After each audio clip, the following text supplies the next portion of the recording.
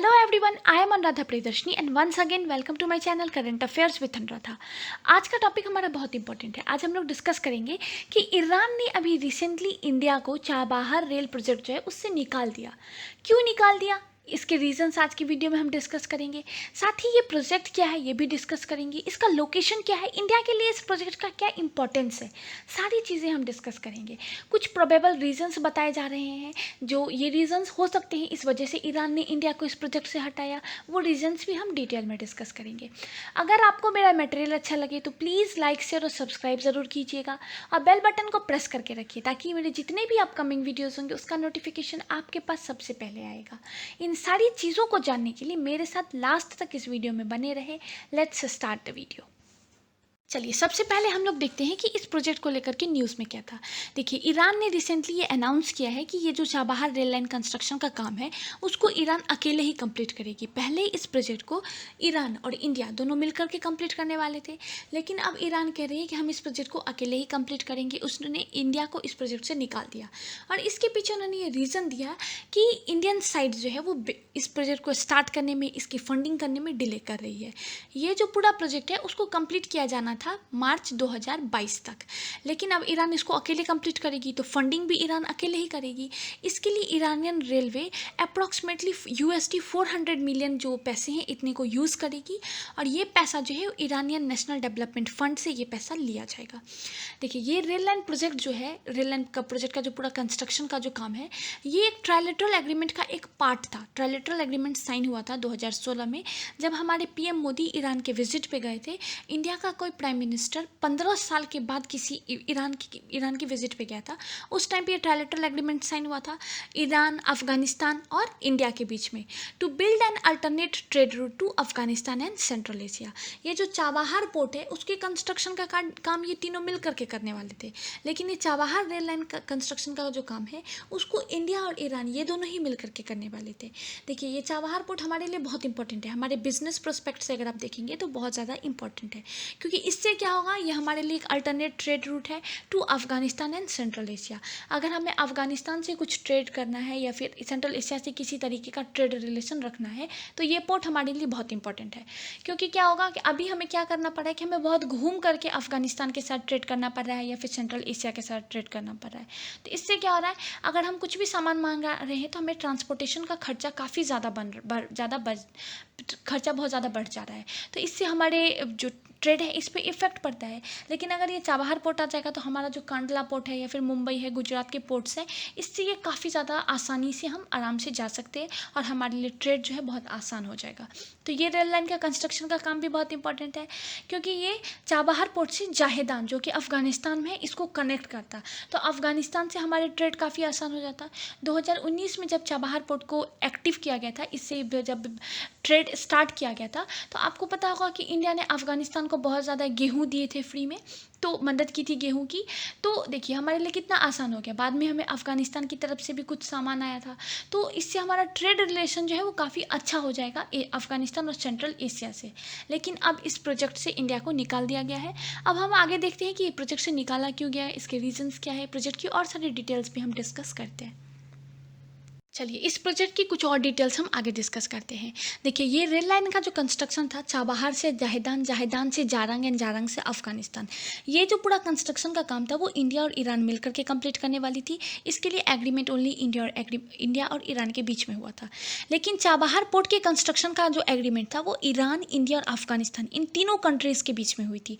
ये जो पोर्ट है ना, चाबहार पोर्ट, ये इन तीनों कंट्रीज़ के लिए बहुत इंपॉर्टेंट है, क्योंकि ये गेटवे अपॉर्चुनिटी है ट्रेड करने के लिए विथ सेंट्रल एशिया। तो ये तीनों के लिए इंपॉर्टेंट है, तीनों मिलकर के इसको डेवलप करती।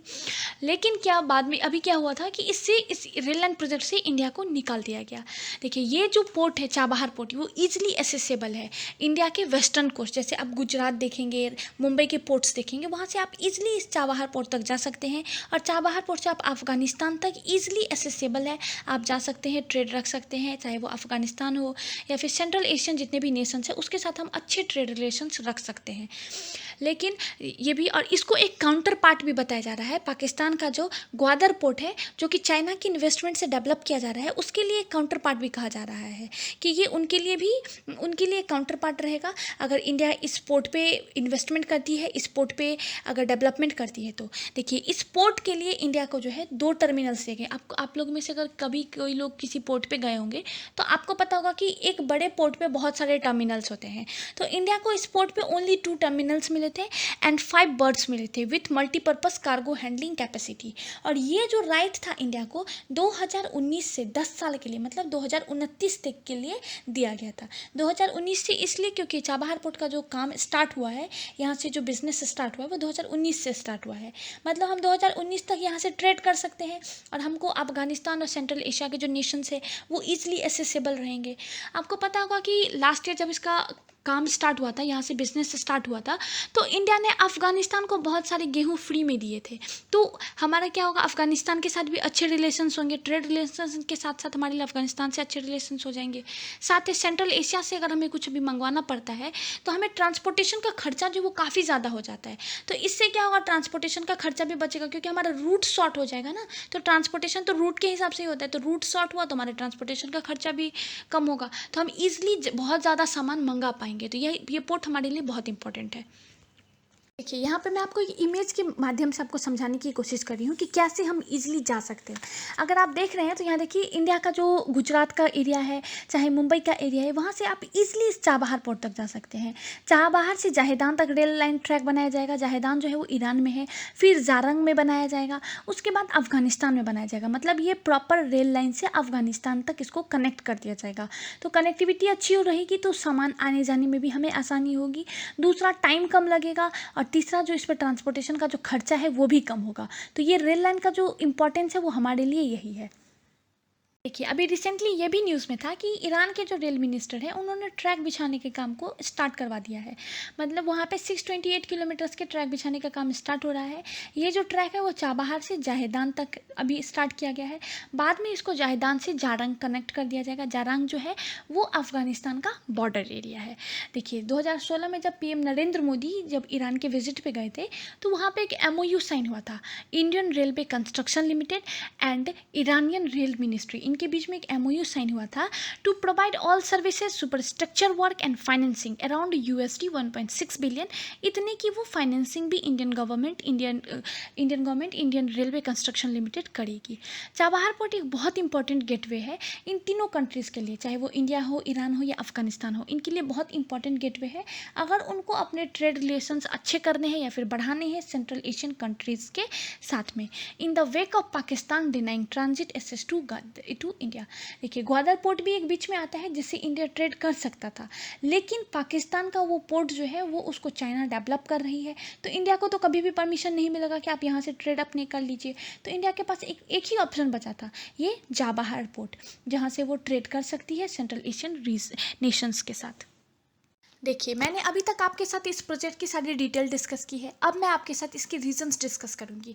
क्या रीज़न था जिसकी वजह से ईरान ने इंडिया को इस प्रोजेक्ट से निकाल दिया? इसका बिगेस्ट रीज़न बताया जा रहा है यूनाइटेड स्टेट्स ने जो सैंक्शन लगाया हुआ है ईरान के ऊपर वो।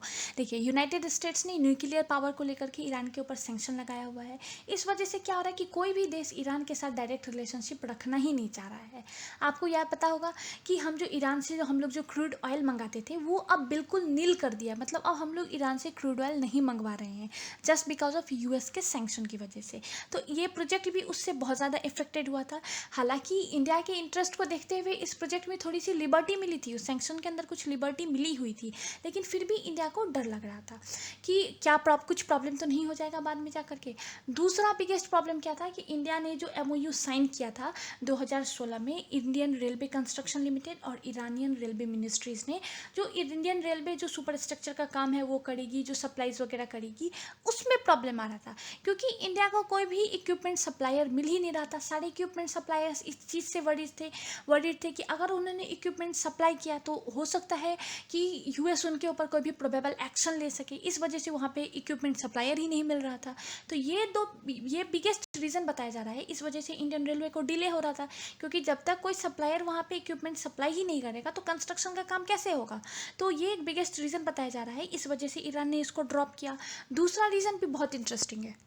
देखिए, दूसरा रीज़न भी बहुत इंपॉर्टेंट है। अभी ईरान और चाइना एक डील कनेक्शन को साइन कर रहा है।